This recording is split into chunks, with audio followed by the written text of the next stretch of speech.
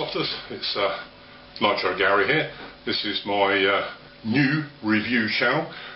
It's called Nitrogarys Airsoft World, and basically what I should be doing is I should be looking at my view of Airsoft, being an older player, the things that affect older players, and not just older players but all players, things that happen on a regular basis, things I like, things I don't like. As I say, I said on the preface that it's just my opinion, it's not facts or anything like that, it's just how I view it. So this is going to be episode 1. Now episode 1 will include a review. The review will be my APS gas blowback submachine gun, but we'll get to that in a minute. One of the things I've noticed about Airsoft as I say, as an older player, is like the majority of players are young. I mean, it's just a young man's sport. However, there are a lot of old stagers like myself, and there's quite a few people I know for facts that are older players, 50 plus, 60 plus in my case, who enjoy playing. However, like I just think sometimes a little bit more could be done to help the older players by not so far to, not the walking aspect isn't so much of a problem, but it's the uneven ground. The uneven ground, it becomes the problem. I've had both my hips replaced, so uneven ground can be a bit of a problem for me, in the sense that like I get tired really quickly, and my balance isn't all it could be. Could just be because I'm old, but like, let's face it. It probably is because I'm old, but I've had my hips replaced as well, so it's just doubly difficult for me. But I understand that Airsoft is not something you can play. You can't play it in the back garden, you can't play it in the street. You've got to go to designated places. Designated places tend to be away from the public. Being away from the public, sometimes car parking facilities are quite away from the safe zone and the game areas. I understand that. I get it. But it's sort of like, it still doesn't change the fact it can determine whether players play at certain sites and things like that. I've been lucky in the sense that I've got a group of mates who go with me who are, everybody's younger than me, but are significantly younger than me and help me with my kit and things like that. I like to take a lot of kit. I take different guns for different aspects. I take backup guns, I take backup guns. I usually take, I don't know, 4, 5, 6 pistols with me for various, various gameplays and things like that. I do like my revolvers, but anyway. So this is just, like what I will be portraying during these series of vlogs it's just my view and my view alone. And I will only comment on stuff I've experienced, I know about. I'm not going to comment about guns I have never even seen, let alone played with. I'm not going to comment about that. I'm not going to comment about venues I've not been to, because I can't. How can I accurately give my view of what someone else is doing at another site? I don't know. So anyway, that's just basically what it's going to be about, and that's what the series of programs will be about. Hopefully it's going to be a minimum of 1 a month. I want to try for 1 a week, but we'll see how it goes. So, on with the reviews, and we'll catch up later.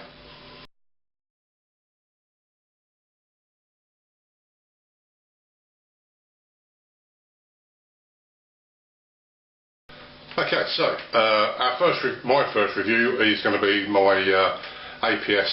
I think it's a Black Hawk or something like that. This is effectively is a gas blowback pistol. It's a gas blowback pistol, and that's located in the middle here. This is effectively a pistol with full auto capabilities. It's fairly straightforward. It's easy to take apart. You just pin at the back.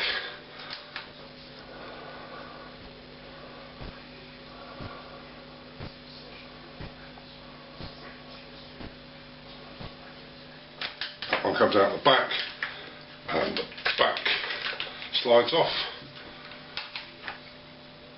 I've got to see it first. There we go. This one comes out the front, and I've got to take that off like that. Slides off like that. The gun itself, the casing comes apart like that. And then you've got your semi-Glock looking pistol. This bit on the back is just an accessory that goes on to help with the cocking. But it is effectively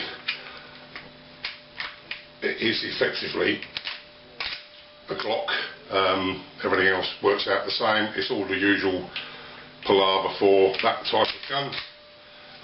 But as I say, cocking handle stays on there all the time, and it fits into the gun. It's just a straightforward. The cocking handle slides into the slide. Everything else just goes in where it should be. Slide it back together. Slip the front. The front goes onto the gun, and through goes the pin. Back, slide that back onto the gun there, and that goes. Which way is it?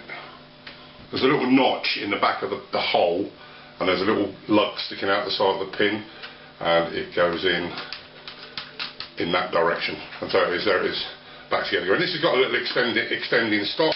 Not quite sure how I feel about that, but I tend to run with it up there and use it like a submachine gun. Comes with an extended magazine. Extended magazine, these are CO2.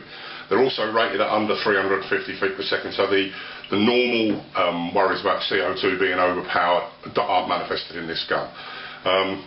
Normal CO2 bulb, 12 gram bulb. I only ever buy branded ones. I'm not a fan of these like generic unbranded ones. These are Milbros. So that goes in that way up. Normally they would go in that way, but these go in other way up. Now, as I showed you, I grease the threads on my. Just use silicone grease on the threads. Anything I screw that's going to be going to have CO2 running through it, I just grease with silicone grease.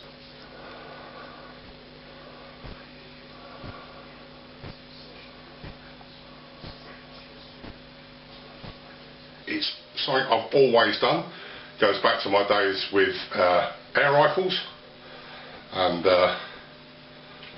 this has got a brass cap that screws in, and this is where the piercer is, and this has got like it's a two-stage cap, and you screw it in tight, and then turn the little keyway round, get the inner section, screw it in, and then back it off half a turn. Always have a listen to make sure it's not leaking, and then the little cap goes on and up, and that's it. That's the magazine put in. Obviously this is not loaded. Goes in the gun, cock. If you can see that, it's a blowback. Absolutely fantastic gun to use, but it is effectively a pistol, so it's not, there's no point expecting sniper ranges because it's not that kind of gun. These are probably good for about 30-35 yards.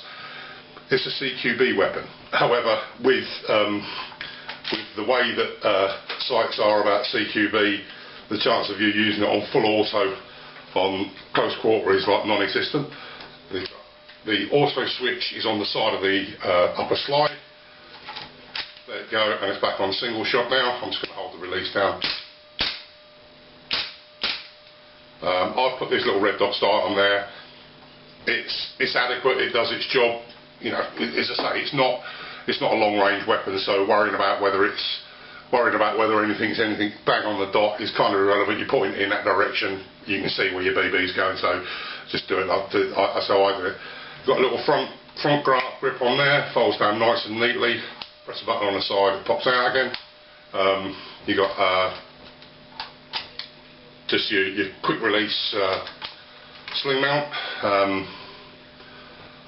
You've got rails either side, and you've got a rail at the full length of the top. It's what it is. It's like it's about 180 quid, I think, something like that.